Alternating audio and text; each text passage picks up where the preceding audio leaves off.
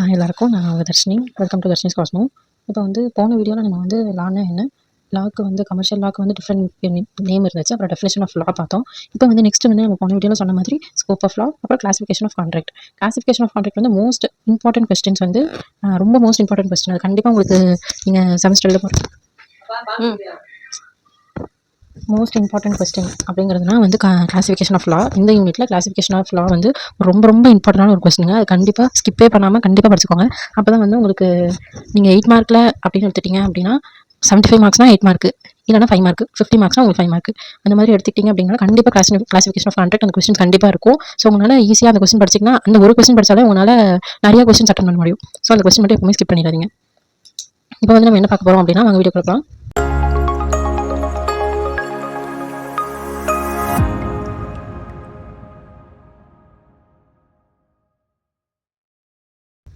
இப்போ வந்து நம்ம என்ன பார்க்க போகிறோம் அப்படின்னா, ஸ்கோப் ஆஃப் லா. போன இதில் வந்து நம்ம படித்த மாதிரி அது என்னன்னு தெரிஞ்சால் தான் உங்களுக்கு அடுத்தடுத்து வரது புரியும். ஸோ அதுக்கு முன்னாடி எடுத்து உங்களுக்கு தெரியல அப்படின்னா நான் அந்த வீடியோ வந்து கமெண்ட்டில் பின் பண்ணுறேன். அது வந்து நீங்கள் என்னென்னு பார்த்துட்டு இந்த வீடியோ பாருங்கள், உங்களுக்கு ஈஸியாக இருக்கும். Next, scope of law. The scope of mercantile law is very wide and varied. It includes relating to contract, partnership firm, sales of goods, negotiable instrument, companies, insolvency and insurance, carriage of goods, etc. இது வந்து LO notice, last order நோட்டீஸ்னு சொல்லுவாங்கல்ல. இன்சால்வென்சினா LO means last order notice அப்படிங்கிறது அர்த்தம். இப்போ வந்து என்ன சொல்கிறாங்க, ஸ்கோப் ஆஃப் லா வந்து என்ன சொல்கிறாங்கன்னா, அந்த scope of mercantile law is very wide and varied. It includes relating to contract. இது வந்து என்னன்னா, இது வந்து ரொம்ப பெரிய ஒரு விஷயம், அப்புறம் டிஃப்ரெண்டான ஒரு விஷயம் அப்படிங்கிறது சொல்கிறாங்க. இது வந்து ரிலேட்டட் டு கான்ட்ராக்ட். இந்த மெர்கன்டைல் வந்து இதோட ஸ்கோப் வந்து என்னன்னா, related to contract, partnership firm, sales of goods, negotiable instruments, companies, insolvency, அதுக்கப்புறம் வந்து insurance and carriage of goods etcetera. இதுதான் வந்து ஸ்கோப் ஆஃப் மெர்கன்டைல் லா அப்படின்னு சொல்கிறாங்க. நெக்ஸ்ட் வந்து கிளாசிஃபிகேஷன் ஆஃப் கான்ட்ராக்ட். எனக்கு கொடுத்துருக்காங்க கிளாசிஃபிகேஷன் ஆஃப் கான்ட்ராக்ட்ங்க. இது உங்களுக்கு வேணும்னா நீங்கள் ஸ்க்ரீன்ஷாட் கூட எடுத்துக்கலாம். ஸோ ஸ்க்ரீன்ஷாட் எடுத்துக்கோங்க. சப்போஸ் உங்களுக்கு நோட்ஸ் எல்லாம் ஏதாவது வேணும் அப்படின்னா நீங்கள் சொன்னீங்கன்னா நான் அப்லோட் பண்ணுறேன். Next, classification of contract. Classification of contract பொறுத்த வரைக்கும் என்னென்ன அப்படின்னா, இதில் வந்து ஒரு 5 விஷயம் இருக்குது. கிளாசிஃபிகேஷன் ஆஃப் கான்ட்ராக்ட்ல ஒரு 5 விஷயம் இருக்குது. அந்த 5லையும் அது கீழே வந்து ஒவ்வொரு சப் ஹெட்டிங்ஸ் இருக்குது. இப்போ எப்படி கேட்பாங்க, இப்போ உங்களுக்கு கிளாசிஃபிகேஷன் 8 மார்க்கில் வந்து கிளாசிஃபிகேஷன் ஆஃப் கான்ட்ராக்ட் அப்படின்னு சொல்லி கொடுத்துருவாங்க. அதுக்கு நீங்கள் வந்து இந்த மாதிரி ஒரு டயக்ராம் கன்ஃபார்ம் போட்டு அது கீழே ஒன்று எக்ஸ்பிளைன் பண்ணிங்கன்னா உங்களுக்கு கன்ஃபார்மாக 8 மார்க் அப்படியே கொடுத்துருவாங்க. ஏன்னா இதுவே உங்களுக்கு நிறைய பேஜஸ் ஃபில் ஆயிரும். நான் அப்படி தாங்க எழுதுவேன். அதனால தான் உங்களுக்கு இது சொல்கிறேன். உங்களுக்கு எப்படி தெரியுதோ அந்த மாதிரி நீங்கள் எழுதுங்க. ஃபர்ஸ்ட் வந்து according to validity, second according to formation, third according to performance, fourth according to execution, fifth other contract. First வந்து according to validity. According to validity அப்படிங்கிறது வந்து valid contract, voidable contract, enforceable contract, illegal contract. இந்த மாதிரி ஒரு 5 விஷயம் இருக்கு. இதுல வந்து வேலிட் கான்ட்ராக்ட்னா எந்தெந்த கான்ட்ராக்ட் வந்து வேலிட் ஆகும், கரெக்டாக லீகலான ப்ராசஸ் இருந்தால் தான் வேலிட் ஆகும். அந்த மாதிரி விஷயம் தான் வந்து வேலிட் கான்ட்ராக்ட். செகண்ட் வந்து வாய்டு கான்ட்ராக்ட். இது எல்லாமே வந்து உங்களுக்கு டீட்டெயிலாக வந்து நெக்ஸ்ட் பார்க்கும்போது நான் சொல்கிறேன். இப்போ வந்து சைட் ஹெட்டிங்ஸ் மட்டும் பார்த்துக்கலாம். இதில் வந்து valid contract, voidable, enforceable contract, illegal contract. Next வந்து contract to formation, express contract, implied contract, quasi contract. திருப்பி சொல்கிறேன், express contract, implied contract, quasi contract. அடுத்தது வந்து contract to performance, unilateral contract, bilateral contract. இதில் வந்து 2 தான். அது வந்து யூனிலேட்டரல் கான்ட்ராக்ட், பைலேட்டரல் கான்ட்ராக்ட். அடுத்தது வந்து according to execution, executor contract, executory contract. இது ரெண்டுக்குமே வந்து சிமிலரான டிஃபரன்ஸ் தான் இருக்குங்க. Executor contract, executory contract. அடுத்து வந்து other contract, wagering contract, contingent contract. இது வந்து என்ன கேட்பாங்கன்னா, இந்த வேஜரிங் கான்ட்ராக்ட், கண்டிஜென்ட் கான்ட்ராக்ட் இது ரெண்டுமே வந்து உங்களுக்கு டிஃபரன்ஸ் பிட்வீன் கேட்கறதுக்கு சான்ஸ் இருக்கு. Difference between or distinction between wagering contract, contingent contract அப்படி கூட கேட்பாங்க. இப்போ வந்து நம்ம என்ன பார்க்க போறோம்னா, ஃபர்ஸ்ட் கான்ட்ராக்ட்னா என்ன, அதோட மீனிங், டெஃபினேஷன், அப்புறம் what is mean by agreement அப்படிங்கறத பார்த்துட்டு கிளாசிஃபிகேஷன் ஆஃப் கான்ட்ராக்ட்டுக்கு நம்ம போகலாம். ஏன்னா நம்ம கான்ட்ராக்ட்னா என்ன, நம்ம அதோட மீனிங் தெரியணும் நமக்கு. அடுத்தது வந்து அக்ரிமெண்ட்னா என்ன, அதோட மீனிங் தெரியணும். அப்பதான் வந்து உங்களுக்கு கான்ட்ராக்ட் என்னென்ன இருக்குங்கிறது உங்களுக்கு புரியும். ஏன்னா இப்போ நம்ம பார்த்த கிளாசிஃபிகேஷன் ஆஃப் கான்ட்ராக்ட் எல்லாமே வந்து கான்ட்ராக்ட் சம்மந்தப்பட்டது தான். அதனால எக்ஸ்கியூஸ் மீ. ஃபர்ஸ்ட் நம்ம பார்க்க போகிறது என்ன அப்படின்னா, மீனிங் ஆஃப் கான்ட்ராக்ட். கான்ட்ராக்டோட மீனிங் என்ன அப்படிங்கிறத பார்க்க போகிறோம். கான்ட்ராக்ட் அப்படின்னு நீங்கள் எழுதும் போதே வந்து எப்படி எழுதணும் அப்படிங்கிறது எழுதும் போது நான் உங்ககிட்ட, அதாவது உங்களுக்கு தேவைப்பட்டுச்சுன்னா நீங்கள் எடுத்துக்கோங்க. இது வந்து என்ன எழுதணும் எப்படி எழுதணும் அப்படின்னா, ஃபர்ஸ்ட் நீங்கள் கிளாசிஃபிகேஷன் ஆஃப் கான்ட்ராக்ட் அப்படின்னு கொடுத்துட்டாங்க. இப்போ வந்து உங்களுக்கு வெறும் இந்த மாதிரி கொஸ்டின் கேட்குறாங்கன்னு வச்சுக்கோங்க, what is mean by valid contract அப்படின்னு கேட்குறாங்க அப்படின்னா நீங்கள் என்ன எழுதணும்னா, ஃபர்ஸ்ட் கான்ட்ராக்ட்னா என்ன, அதோட மீனிங், டெஃபினேஷன் எழுதி அதுக்கப்புறமா நீங்கள் வேலிட் கான்ட்ராக்ட்னா என்ன அப்படிங்கிறது நீங்கள் எழுதிங்கன்னா உங்களுக்கு மார்க் கிடைக்கும். நீங்கள் வெறும் கான்ட்ராக்ட் வேலிட் கான்ட்ராக்ட் அதை மட்டும் நீங்கள் சிம்பிளாக எழுதி வச்சிங்கன்னா உங்களுக்கு வந்து உங்களுக்கு புரிஞ்சிருக்கு அப்படிங்கிறது உங்களுக்கு தெரியும். பட் வந்து அவங்களால ஃபுல் மார்க்ஸ் கொடுக்க முடியாது உங்களுக்கு. இதெல்லாம் வந்து சின்ன ட்ரிக்ஸ் ஃபுல் மார்க்ஸ் எடுக்கிறதுக்கு. இது வந்து ஃபர்ஸ்ட் வந்து மீனிங் ஆஃப் கான்ட்ராக்ட் அப்படின்னு போட்டுட்டு இந்தியன் கான்ட்ராக்ட் ஆக்ட் 1872. இது ரொம்ப ரொம்ப ரொம்ப முக்கியங்க. என்னன்னா இந்தியன் கான்ட்ராக்ட் ஆக்ட் 1872 அப்படிங்கிறது வந்து இதோட இயர் இப்போ சேல்ஸ் ஆஃப் கூட்ஸ் ஆக்ட் அது வந்து நம்ம 50 மினிட்ல பார்ப்போம். சேல்ஸ் ஆஃப் கூட்ஸ் ஆக்ட் அப்படின்னா அது வந்து 1930 அப்படின்னு வரும். இது லா பொறுத்த வரைக்கும் நிறைய ஆக்ட் இருக்குங்க. இது நமக்கு இதில் கொடுத்துருக்கிறது கம்மி 2 ஆக்ட் தான் இதில் மீன் பண்ணியிருக்காங்க. ஒன்று இந்தியன் கான்ட்ராக்ட் ஆக்ட், இன்னொன்று வந்து சேல்ஸ் ஆஃப் கூட்ஸ் ஆக்ட். நீங்கள் வந்து இது எப்பவுமே வந்து ரன்னிங் நோட்ஸ் அப்படிங்கிறது ஒன்று இருக்கணும். சாரி, கேமரா இதாகிடுச்சு. I think so it will be clear. Okay, இப்போ வந்து என்றைக்குமே வந்து நமக்கு ஒன்று இருக்கணுங்க. இப்போ வந்து ரன்னிங் நோட்ஸ் அப்படிங்கிறது எழுதணும். நம்ம எழுதும் போது லா பொறுத்த வரைக்கும் நம்ம சைட் பை சைட் நோட்ஸ் எடுத்தால் மட்டும்தான் நம்மளால நமக்கு வந்து ஃபுல்லாக உட்காந்து கதை படிக்க முடியாது. ஸோ நம்ம சைட் பை சைட் நோட்ஸ் எடுக்கணும். நோட்ஸ் எடுத்தால் தான் நமக்கு வந்து நல்லா புரியும். இப்போ வந்து ஃபஸ்ட் எடுத்தோம், இப்போ எப்படி நோட்ஸ் எடுக்கிறது சும்மா சொல்கிறேன் பார்த்துக்கோங்க. இப்போ வந்து மீனிங் ஆஃப் கான்ட்ராக்ட்னு இருக்குங்களா, மீனிங் ஆஃப் கான்ட்ராக்ட் அப்படின்னு சொல்லிட்டு நீங்கள் ஹெட்டிங் போட்டுக்கோங்க. ஹெட்டிங் போட்டு சாரி கொஞ்சம் வேகமாக எழுதும் போது ஹேண்ட் ரைட்டிங் அப்படி தாங்க இருக்கும், மீன் படிக்காதீங்க, நான் சொல்லிட்டே தான் எழுதுவேன். நெக்ஸ்ட் வந்து மீனிங் ஆஃப் கான்ட்ராக்ட் அப்படின்னு ஹெட்டிங் போட்டிங்களா, ஹெட்டிங் போட்டதும் இல்லை என்ன கொடுத்துருக்காங்க, ஃபஸ்ட்டு இந்தியன் கான்ட்ராக்ட் ஆக்ட்னு கொடுத்துருக்காங்க. என்ன கொடுத்துருக்காங்க உங்களுக்கு, இந்தியன் கான்ட்ராக்ட் ஆக்ட் 1872 அப்படின்னு சொல்லி கொடுத்துருக்காங்க. இதை நீங்கள் என்ன பண்ணணும், ஃபஸ்ட்டு எடுத்தோடனே நோட்ஸ் எடுக்கும் போது நீங்கள் கான்ட்ராக்ட் ஆக்ட்னு போட்டிருக்கீங்கன்னா போட்டுட்டு இந்தியன் கான்ட்ராக்ட் ஆக்ட் 1872 இது வந்து இதோட இயர். எப்பவுமே வந்து இந்த கான்ட்ராக்ட் ஆக்ட் ஃபர்ஸ்ட் லெட்டர் கேப்ஸில் தான் இருக்கணும். இது வந்து ரொம்ப முக்கியமான ஒரு பாயிண்ட். இது எல்லாமே வந்து நோட் பண்ணுவாங்க. இது வந்து 1872. நெக்ஸ்ட் வந்து இந்த இயரு, இந்தியன் கான்ட்ராக்ட் ஆக்டோட ஸ்பெல்லிங்ஸ் சேஞ்ச் பண்ணி கொடுக்குறது, இது எல்லாமே வந்து 1 மார்க்கில் கேட்க சான்ஸ் இருக்குது. நெக்ஸ்ட் வந்து the law relating to contract in India contained in the Indian Contract Act 1872.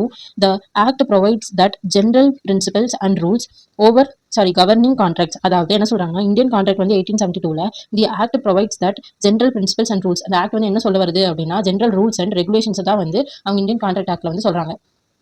அது வந்து அந்த மாதிரி ஆக்ட் தான் வந்து கான்ட்ராக்டை வந்து டெவலப் பண்ணுது, கவர் பண்ணுது. ஓகேங்களா, இதான் வந்து சொல்ல வராங்க. நெக்ஸ்ட் வந்து all transactions that related to the agreement and obligations of the contracting parties come under the purview of the act. However, there are some contracts which are governed by the separate act. இது என்ன கொடுத்துருக்காங்க அப்படின்னா உங்களுக்கு என்ன கொடுத்துருக்காங்க அப்படின்னா இதில் வந்து all transactions that related to the agreement and applications of the contract parties. என்னன்னா எல்லா டிரான்சாக்ஷன்ஸுமே சில சிம்பிள் டிரான்சாக்ஷன். இப்போ வந்து ஏபி இருக்காங்க அப்படின்னா அவங்க வந்து இப்போ உங்களுக்கு எக்ஸாம்பிளுக்கு நான் சொல்கிறேன், ஏ கான்ட்ராக்ட் இது வந்து நீங்கள் எழுதி கூட வச்சுக்கலாம். ஏ பி இருக்காங்க, சரிங்களா, ஏவும் பி இருக்காங்க. இதில் வந்து ஏ பி இருக்காங்க.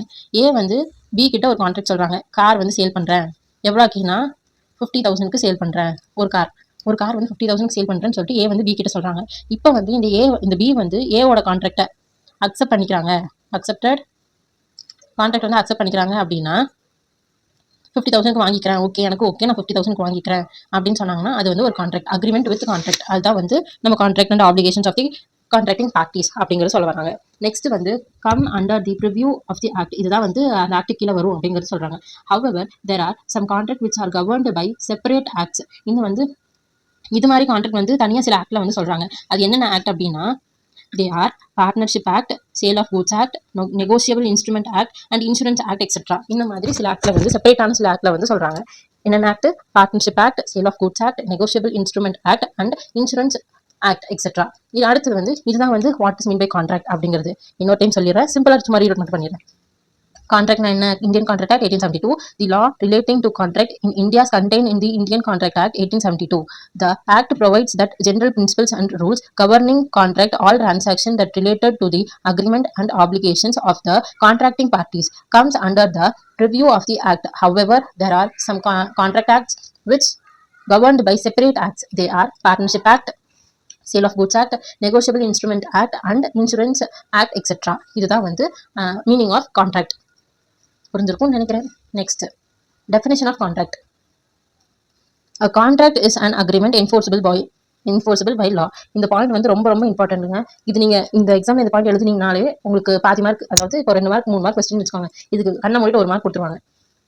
A contract is an agreement enforceable by law made between two or more persons by which rights and requires by one or more to act on the part of the other. It creates defines obligation between the two parties. நான் சொன்ன மாதிரியே நான் example வச்சு சொன்னேன்ல, A and B இருக்காங்க. அவங்க வந்து ஏ வந்து கார் செல் பண்ணுறதா ஒரு முடிவு பண்ணியிருக்காங்க, அதாவது 50,000க்கு செல் பண்ணுறதா ஒரு முடிவு பண்ணியிருக்காங்க. பி வந்து அந்த இதை வந்து அக்செப்ட் பண்ணுறாங்க அப்படின்னா அது ஒரு contract. Agreement enforceable by law. கான்ட்ராக்ட்னாலே அக்ரிமெண்ட் என்ஃபோர்ஸபிள் பை லா, முக்கியமான 1 மார்க்கும் கூட. This is mean by definition of contract. இது ரெண்டுமே இந்த meaning of contract definition of contract எழுதினாலே போதும். நெக்ஸ்ட் வந்து மீனிங் ஆஃப் அக்ரிமெண்ட். அக்ரிமெண்ட்டா என்ன அப்படிங்கிறது பார்க்கலாம். Agreement according to the section section A subsection இந்த மாதிரி செக்ஷன் கொடுத்துருக்காங்க. அதுக்கு ப்ராக்கெட் என்ன கொடுத்துருக்காங்கன்னா உங்களுக்கு தெரியல அப்படின்னா என்ன எழுதணும்னா செக்ஷன் என்ன கொடுத்துருக்காங்க செக்ஷன் 2 சப்செக்ஷன் ஏன்னு கொடுத்துருக்காங்க. இது வந்து ப்ராக்கெட்குள்ளே வரது வந்து சப்செக்ஷன் அப்படின்னு சொல்லுவோம். இது வந்து செக்ஷன், இது வந்து சப்செக்ஷன். இதுதான் வந்து நம்ம வந்து செக்ஷன் 2 சப்செக்ஷன் ஏங்கிறது தான் வந்து அக்ரிமெண்டோட செக்ஷன் அப்படின்னு நம்ம சொல்கிறாங்க. ஓகே, என்ன கொடுத்துருக்காங்க செக்ஷன் அக்ரிமெண்டோட செக்ஷன் வந்து அக்ரிமெண்ட்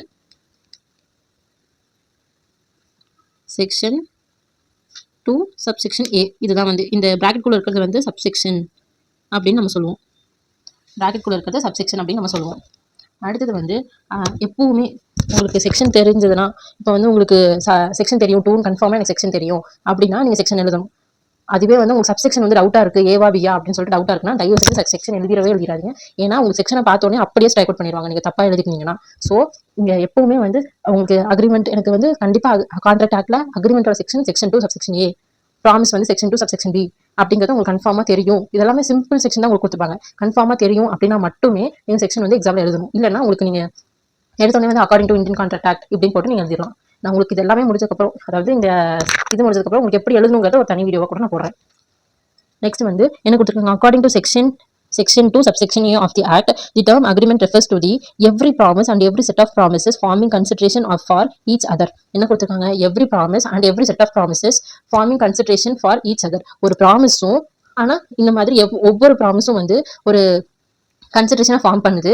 அதாவது ஒருத்தர் இப்போ ஏ இருக்காங்க பி இருக்காங்கன்னா ஏ அண்ட் பி வந்து ரெண்டு பேருமே வந்து ஒரு ப்ராமிஸ்க்குள்ளே போகிறாங்க அப்படின்னா வந்து அது வந்து அக்ரிமெண்ட் அப்படின்னு சொல்கிறாங்க. சேம் அஸ் கான்ட்ராக்ட் அக்ரிமெண்ட்டும் சிமிலர் டு சேம். என்னன்னா ஏ இருக்காங்க பி இருக்காங்க, ஏ வந்து அக்செப்ட் பண்ணிக்கிறாங்க, ஏ வந்து ரெக்வஸ்ட் வைக்கிறாங்க, பி வந்து அக்செப்ட் பண்ணிக்கிறாங்க. ஸோ ரெண்டு பேருமே வந்து ஒரு அக்ரிமெண்ட்குள்ளே போகிறாங்க.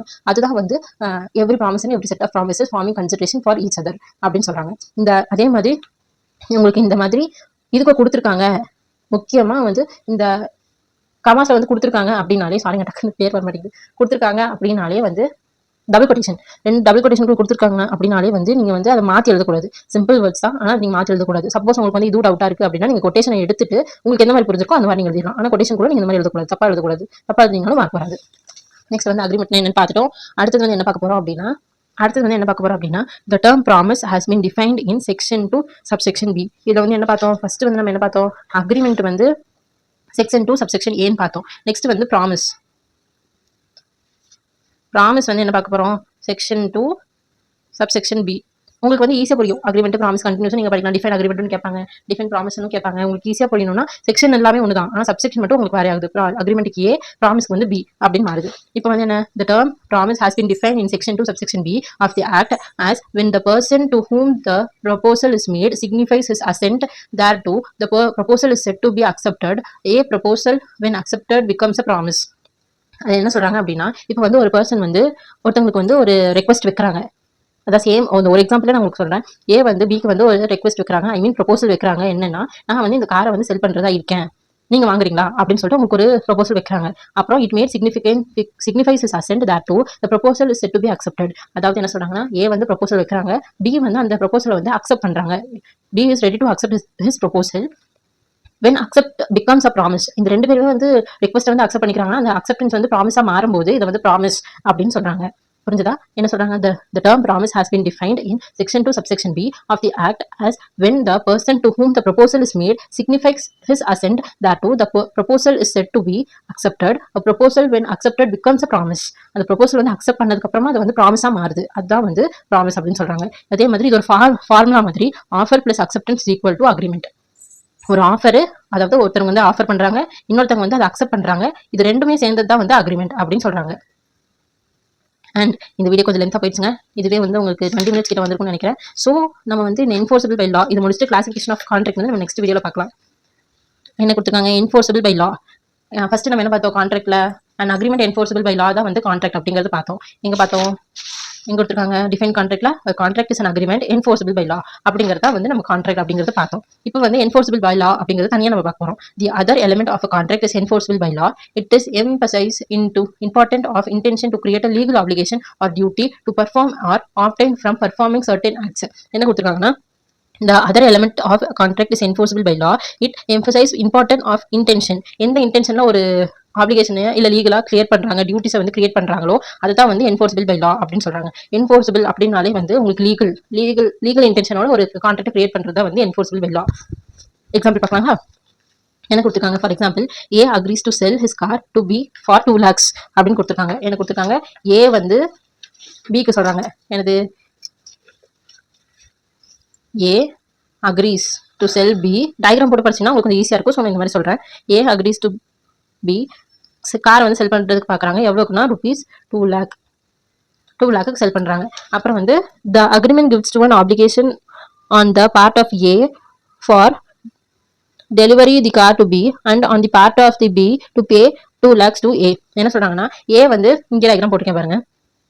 ஏ வந்து கார் வந்து பிக்கு விற்கிறேன் அப்படின்னு சொல்றாங்க. எவ்வளோக்கு விற்கிறாங்கன்னா 2 lakhs விற்கிறேன் அப்படின்னு சொல்றாங்க. ஏவோட ஆப்ளிகேஷன்ஸ் இது. ஆனா இது வந்து என்ன பண்ணணும்? பி வந்து இது பே பண்ணணும். இந்த கேஷ் வந்து பே பண்ணிட்டு அதுக்கப்புறமா ஏ வந்து கார் கொடுப்பாங்க அப்படிங்கிறது ஒரு ப்ரொபோசல் மேட் பண்ணி அது அக்ரிமெண்ட் அக்செப்ட் பண்ணிக்கிறாங்க. இதுதாங்க எக்ஸாம்பிள். இது வந்து this agreement is a contract அப்படின்னு கொடுத்துருக்காங்க. இந்த அக்ரிமெண்ட் தான் வந்து கான்ட்ராக்ட் அப்படின்னு சொல்றாங்க. அது ஒரு ஃபார்முலா பார்த்தோம்ல, offer plus acceptance is equal to அக்ரிமெண்ட்னு. அக்ரிமெண்ட்டுக்கு ஃபார்முலா அது. நெக்ஸ்ட் வந்து contract is equal to agreement plus enforceable by law. அக்ரிமெண்ட்டும் அதாவது ஒரு லீகலான அக்ரிமெண்ட், ஒரு லீகலான கான்ட்ராக்ட், இது ரெண்டுமே சேர்றது தான் வந்து கான்ட்ராக்ட் அப்படின்னு சொல்றாங்க. நெக்ஸ்ட் வந்து இந்த வீடியோவில் நம்ம வந்து கான்ட்ராக்ட்னா என்னன்னு பார்த்தோம். Meaning of contract, definition of contract, meaning of agreement, அப்புறம் என்ஃபோர்ஸபிள் பை லா, அதோட எக்ஸாம்பிள்ஸ் நம்ம பார்த்தோம். நெக்ஸ்ட் வீடியோவில் வந்து கிளாசிஃபிகேஷன் ஆஃப் கான்ட்ராக்ட் பார்க்கலாம். So till that wait for the next video. Thank you so much for வாட்சிங். ப்ளீஸ் உங்களுக்கு இந்த மாதிரி வீடியோ உங்களுக்கு புரியுது, உங்களுக்கு இந்த மாதிரி நிறைய வீடியோஸ் வேணும்னா தாராளமாக நீங்கள் கமெண்ட்டில் சொல்லலாம். இந்த வீடியோ உங்களுக்கு புரியல, இது கொஞ்சம் தெளிவாடுங்கனாலும் நீங்கள் கமெண்ட்டில் சொல்லலாம். அண்ட் தேங்க்ஸ் ஃபார் வாட்சிங். ப்ளீஸ் சப்ஸ்கிரைப் பண்ணிக்கோங்க, பெல் பட்டன் கிளிக் பண்ணிக்கோங்க. அப்போ தான் உங்களுக்கு இந்த வீடியோஸ் நிறைய வரும். தேங்க்யூ.